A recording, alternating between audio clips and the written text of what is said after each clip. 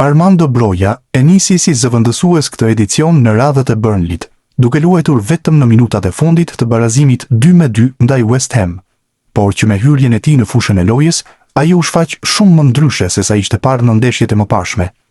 Kjo shihet edhe nga statistikat që ka regjistruar SofaScore për lojtarin, sipas të cilave ai ka qenë perfekt në 11 pasimet e tij, të gjitha në gjysmëfushën kundërshtare, ndërsa ka kryer me sukses edhe të 2 driblimet që tentoi. Ai është vlerësuar me notën 7 sa i përket statistikave të regjistruara. Ndërkohë, mediat që mbulojnë klubin, më saktësisht portali Burnley Express, i ka vendosur atij notën 6 për paraqitjen në minutat e fundit të sfidës, që ndryshoi nga 0-2 në 2-2, edhe fal futjes në fushë të sulmuesit shqiptar. U lidh mjaft mirë kur Burnley u duk se po lëvizte topin shpejt në fundin e ndeshjes.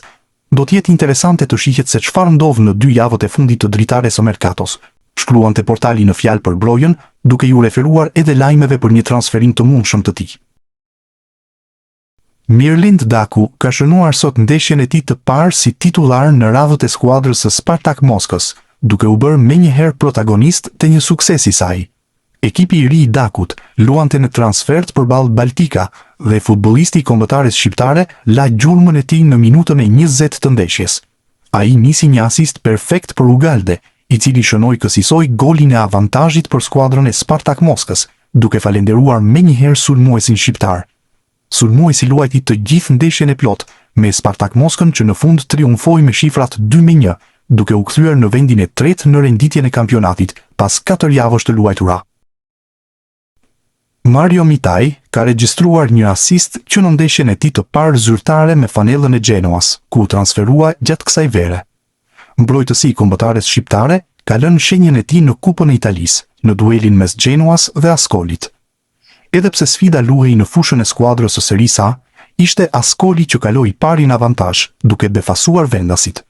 Gjithçka po ecte në favor të kësaj skuadre, derisa erdhi minuta e 42, kur trajneri De Rossi ngarkoi Mitajin të harkonte këndoren nga e majta. Harkimi perfekt i tij gjeti Markandali, i cili me kokë mposhti portierin kundërshtar dhe barazoi shifrat. Më pas, skuadra e Genoas shënoi një tjetër gol, duke mbyllur në avantazhin 2-1 pjesën e parë, ndërsa Mitaj u ndërrua në pushimin e sfidës nga De Rossi. Armando Broja e ka nisur këtë edicion në Championship me fanellën e Burnleyt si zëvendësues, por ka qenë protagonist në barazimin e rëndësishëm 2-2 që skuadra e tij mori përballë West Ham.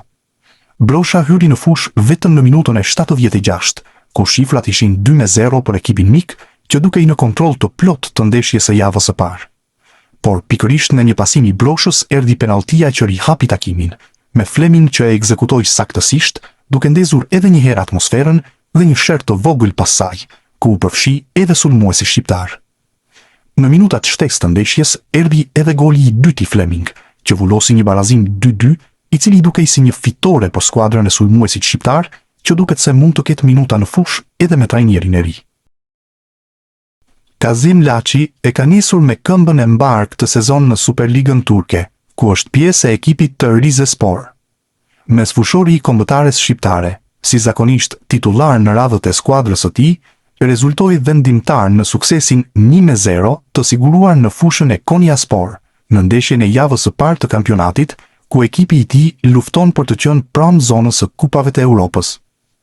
Pasi gjyqtari akordoi një penallti në minutat shtesë të ndeshjes, ishte pikërisht Laçi, ai i cili u caktua të ekzekutonte, dhe mesfushori e bëri atë në mënyrë perfekte, duke çuar sferën atje ku portieri nuk mund të mborinte, por t'i vënë avantazhin ekipit të tij në minutën e 97.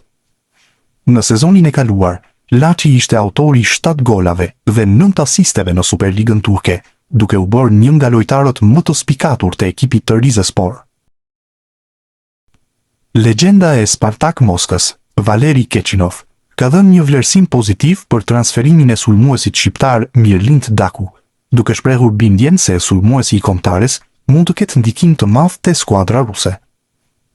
Në një intervistë për Match TV, ish futbollisti i Spartakut e ka cilësuar transferimin e Dakut si një përforcim që zgjidhte një prej nevojave kryesore të ekipit në repartin ofensiv. E kam thënë tashmë se na duhej të forconim pozicionin e qendër sulmuesit. Blerja e Dakut e zgjidhi këtë problem. Jam i sigurt se Mirlindi do të jetë një ndihmë e madhe për Spartakun. Është e vështirë të thuhet saktësisht se sa gola do të shënoj, por te Spartaku jam i sigurt se duhet të shënoj shumë më tepër se sa shënoi te Rubin Kazani, deklaroi ai. 52 vjeçari është një prej emrave të njohur të historisë së Spartak Moskës. Ai e veshi fanellën e klubit nga viti 1994 deri më 2001, duke u shndërruar në një prej figurave të rëndësishme të skuadrës gjatë asaj periudhe. Ndërsa rikujtojmë që Daku i u bashkua Spartak Moskës më 6 gusht, duke u transferuar nga Rubin Kazani për rreth 11 milion euro.